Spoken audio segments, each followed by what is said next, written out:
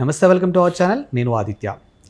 కరకట్ట విషయంలో ఈ sleeper cells ఎవరైతే ఉన్నారో వీళ్ళని ఉద్దేశించి ఇప్పుడు అక్కడైతే పెట్రోలింగ్ అనేది ఇంకా కాస్త ఎక్కువగా పెంచారని చెప్పొచ్చు. మరి కాలువలు తెంపే విషయం అవ్వచ్చు, లేకపోతే ఇంకా ఏదైనా అవ్వచ్చు. మరి ఈ అంశాలన్నిటి గురించి మాట్లాడడానికి ప్రస్తుతానికి మనతో పాటు స్టూడియోలో ఉన్నారు ప్రముఖ political analyst and senior journalist CS Rao garu. So సార్ని అడిగి మరిన్ని విషయాలు తెలుసుకుందాం. సార్ నమస్కారం. సార్ నమస్తే సార్. కరకట్ట విషయంలో పెట్రోలింగ్ అనేది చాలా ఎక్కువగా పెంచారని తెలుస్తుంది. అసలు ఎందుకు సార్ అంత ఫోకస్డ్గా అంత పెంచాల్సిన అవసరం ఏంటి? ఇప్పుడు అక్కడ జరుగుతున్నటువంటి పరిణామాలు వాటన్నింటికైనా గమనిస్తే కనుక చంద్రబాబు నాయుడు కష్టపడుతున్నారు, అభివృద్ధి దిశగా ఆంధ్రప్రదేశ్ని తీసుకెళ్లాలని ప్రయత్నం చేస్తున్నారు. ఇవన్నీ వాస్తవం, కళ్ళకు కట్టినట్టు కనిపిస్తున్నాయి. అట్ ద సేమ్ టైం అక్కడ జరుగుతుంది ఏంటంటే ప్రత్యర్థుల నుంచి కొన్ని అదృశ్య శక్తులు పనిచేస్తున్నాయి, స్లీపర్ సెల్స్ పనిచేస్తున్నాయి అనేది చంద్రబాబు నాయుడు దగ్గర ఉన్నటువంటి ఇన్ఫర్మేషన్. సో కరకట్టని పగలగొడతారేమో అనేటువంటిది ఒక అనుమానం ఉంది.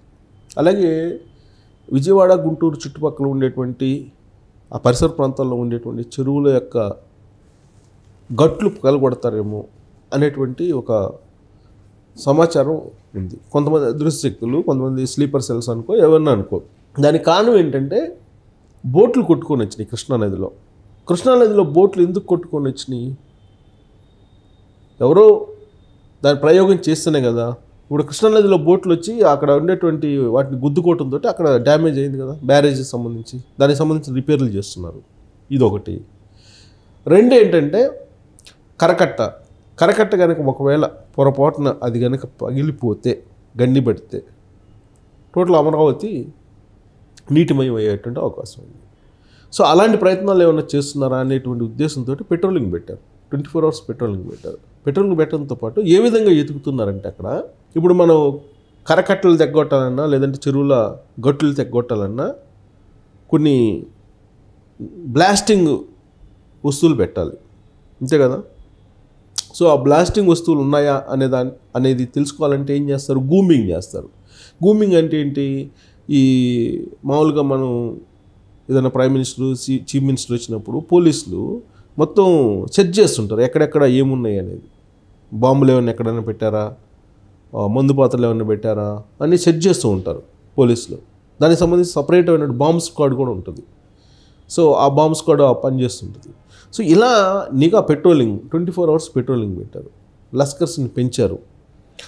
సో ఎందుకు పెంచారు అని అంటే ఒక ప్రమాదకరమైనటువంటి సిచ్యువేషన్ వచ్చింది కాబట్టి. ఇప్పుడు బుడమేరు కట్ట తెగిపోయింది, గండిపడింది, దాని కారణంగానే ఇదంతా జరిగింది కదా. సో అసలు అది ఎందుకు గండిపడింది అనే దాని మీద కొంచెం డెప్త్కి వెళ్తే కనుక అక్కడ ఉండేటువంటి వాళ్ళు కొంతమంది ఆక్రమణదారులు, బుడమేరు కాలువను ఆక్రమించుకున్నటువంటి వాళ్ళు కొంతమంది అక్కడ చేపల చెరువులు వేసుకున్నారు. ఆ చేపల చెరువుల్లో ఉండేటువంటి వాళ్ళు, ఆ చేపల చెరువులు వేసుకున్నటువంటి వాళ్ళు వైఎస్ఆర్ కాంగ్రెస్ పార్టీకి సంబంధించినటువంటి వాళ్ళు ఎక్కువ మంది ఉన్నారు. సో ఆ చేపల చెరువుల్లోకి వరద నీరు రాకుండా వాళ్ళే గండి కొట్టి ఓళ్లను ముంచేశారు, గ్రామాలను ముంచేశారు అనేది ఇంకొక ఇన్ఫర్మేషన్ కూడా ఉంది. అంటే ఎన్ని రకాల కుట్రలు ఉన్నాయి దీని వెనక అనేది రకరకాల ఇన్ఫర్మేషన్ వస్తూ ఉంది. దాని మీద ఇంటెలిజెన్స్ కూడా పనిచేస్తుంటుంది. జనరల్గా రాష్ట్ర ఇంటెలిజెన్స్ ఎక్కడ ఏం జరుగుతుంది అనేది అబ్జర్వ్ చేస్తూ ఉంటుంది కదా. ఆ అబ్జర్వ్ చేసి ఇచ్చిన ఇన్ఫర్మేషన్ ప్రకారమే ఆంధ్రప్రదేశ్ ముఖ్యమంత్రి చంద్రబాబు నాయుడు ఉన్నారు. కొన్ని అనుమానాలు ఉన్నాయి, కొన్ని దుష్టశక్తులు ఉన్నాయి, కొన్ని స్లీపర్ సెల్స్ ఉన్నాయి. ఇవి ఎటువైపు నుంచి ఎటు అన్యాయం అంటే వాళ్ళు దాష్టికలు సృష్టిస్తారో దీన్ని గమనించి ఉండాలి అని చెప్పి ఆయన చెప్పడం జరిగింది. ఎందుకు చెప్పారంటే ఈ వరుసగా జరుగుతున్న సంఘటనలు 2019లో జగన్మోహన్ రెడ్డి అధికారంలోకి వచ్చిన తర్వాత ప్రతిపక్ష నాయకుడిగా ఎవరున్నారు? చంద్రబాబు నాయుడు ఉన్నారు. ఆయన ఎన్నికల ముందు ప్రచారానికి వెళ్తే ఏం చేశారు? తొక్కిసలాట చేశారు.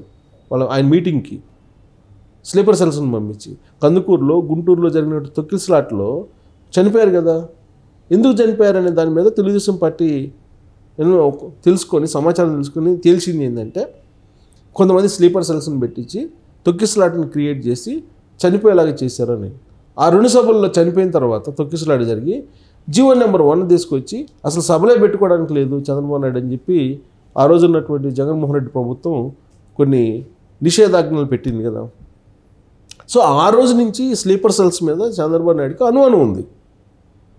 అధికారంలోకి రాగలిగారు ఎట్టకేలకు. బీజేపీ, జనసేన, తెలుగుదేశం పార్టీ కూటమికి ఏర్పడి ఎట్టకేలకు జగన్మోహన్ రెడ్డిని దించగలిగారు. ప్రజలు కూడా జగన్మోహన్ రెడ్డిని తిరస్కరించారు. అధికారంలోకి వచ్చిన తర్వాత చంద్రబాబు నాయుడు ముఖ్యమంత్రి అయిన తర్వాత గత 2 నెలల నుంచి జరుగుతున్నటువంటి కొన్ని సంఘటనలు తీసుకుంటే ఇవి కొన్ని స్లీపర్ సెల్స్ వెనకుండి చేపిస్తున్నటువంటి పనులు అనేటువంటి అనుమానం ప్రభుత్వంలో ఉంది.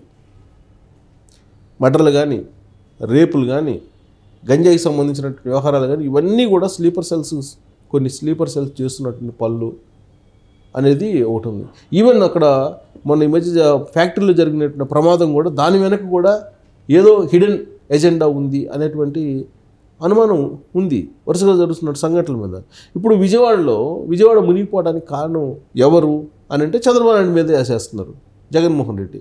కానీ అక్కడ బొడమేర కట్ట దిగిపోవడానికి కారణం ఏంది? గండి పట్టడానికి ఒక చోట కాదు కదా, 3 చోట్ల గండి పడింది అంటున్నారు. మరి గండిలు ఎవడు కొట్టారు? ఒక్కసారిగా నీళ్ళు ఎందుకు వస్తాయి? గండ్లు కొడితేనే కదా ఒక్కసారిగా వచ్చేది. ఇప్పుడు గండి పడినా కానీ ఒక్కసారిగా గండి పడదు కదా, కొంచెం కొంచెం కొంచెం పెద్దదవుతుంది. ఒకసారిగా అయితే పడదు కదా. ఒకేసారి ఓళ్ళ మీద నీళ్లు పడ్డాయి అంటే అది ఖచ్చితంగా అదృశ్య శక్తులు చేసినటువంటి దాష్టికమే అనేటువంటి అభిప్రాయం ఉంది. అందుకే ఇప్పుడు కరకట్టల మీద కానీ లేదా చెరువుల మీద కానీ గూమింగ్ చేస్తున్నారు. గూమింగ్ చేస్తూ ఎక్కడెక్కడ ఏం పెట్టారు, ఒకవేళ ఏమన్నా మందు పాత్రలు అన్నీ పెట్టారా, లేదంటే కట్టలను పగలగొట్టడానికి ఏమన్నా ఇతర మందు సామాగ్రిని ఏమైనా పెట్టారా, లేదు ఏమన్నా అర్ధరాత్రి అపరాత్రి వేళ వచ్చేసి ఎవరైనా కట్టలను పగలగొడతారా, లేదు గేట్లు ఎత్తుతారా, నీటి నిర్వహణ విషయంలో వీళ్ళు పైభాగాన్ని ఏం చేస్తారు, పైభాగాన్ని పడవలు వదులుతారేమో తెలియదు. ఇప్పటికే 4 పడవలు వదిలేరండి. ఇప్పుడు ఏదన్నా ఒకటో అరా కొట్టుకొస్తే అది వేరు, 4 పడవలు ఒకేసారి ఎందుకు వస్తాయి? ఎప్పుడైతే పడవలు కొట్టుకొని రావడం వెనక అదృష్ట శక్తులు ఉన్నాయి, స్లీపర్ సెల్స్ ఉన్నాయి అనగానే అప్పుడే ఆగిపోయినాయి. ఇంకా ఆ తర్వాత 4-5వ పడవ నుంచి లేదు ఇక. మరి అంతకుముందు ఎందుకు కొట్టుకొని వచ్చినాయి వరుసగా? అంటే ఇంటెలిజెన్స్ అప్రమత్తమయ్యి సమాచారాన్ని సేకరించుకున్న తర్వాత ఇంకా దీని మీద ఇన్వెస్టిగేషన్ చేస్తే అసలు విషయాలు బయటపడతాయి అనే ఉద్దేశంతో బహుశా వాళ్ళు వెనక దగ్గుంటారు. లేదంటే ఇంకొక 5 పడవలు వచ్చిండే కదా. ఇప్పుడు ఆ పడవలు వచ్చి ప్రకాశం బ్యారేజ్ దగ్గర ఢీ కొడితే దానికి ఫ్లోకి అడ్డపడితే కిందకు పోకుండా ఆ వాటర్ లెవెల్ పెరిగినాయి, పైభాగం ఉండేటువంటి ఇళ్ళన్నీ మునిగిపోతాయి కదా, వరద వస్తుంది కదా, నష్టం జరుగుతుంది కదా. మరి ఇది ఎవరు చేశారు?